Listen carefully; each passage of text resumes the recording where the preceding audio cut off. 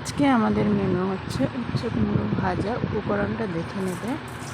প্রথমে কড়াই বসিয়ে দিয়ে তাতে তেল গরম করে কালো জিরে ফোড়ন দিলাম, কাঁচা লঙ্কা কালো জিরে ফোড়ন দিলাম। দেওয়ার পরে এটা সবসময় মাথায় রাখবে, কাঁচা লঙ্কা কালো জিরে দেওয়ার সময় যেন কড়াইটা অনেকটা গরম হয়, তাতে ধোয়া ওঠা যেন হয়, আর তাতে স্বাদটা ভালো হয় যে কোনো তরকারিতে। এবার দিয়ে দিলাম উচ্ছে এবং তার 2 মিনিট পরে দিয়ে দেবো কুমড়োটা।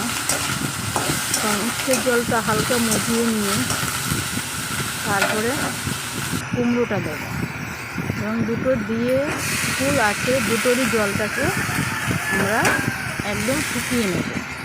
তাতে কী হবে বলো তো, গায়ে গায়ে লাগবে না, এটা ছাড়া ছাড়া থাকবে, দেখতে সুন্দর লাগবে। আর যদি আমরা ঢাকা দিয়ে রান্না করি, ঢাকা অবশ্যই দেবো, কিন্তু সেটা আসছে পরে। তো এবার এটাকে নিয়ে আমরা জলটাকে শুকিয়ে নিয়েছি। এরপরে দেবো লবণ। এতে দিলে কী হবে, কুমড়োটা তাহলে এবার সেদ্ধ হবে ভালো মতো। এবার দিয়ে দেবো হলুদ, তাতে কুমড়ো এবং উচ্ছে যখন ভাজা হবে তার সাথে সাথে হলুদটাও এবার আস্তে ধীরে ধীরে ভাজবে। তাহলে কী বলো তো, জিনিসটা ভাজা হবে, বটি টাইপের হবে না। বটিও এইভাবেই করে, কিন্তু আমি ভাজাটা বলে দিলাম কীভাবে করে।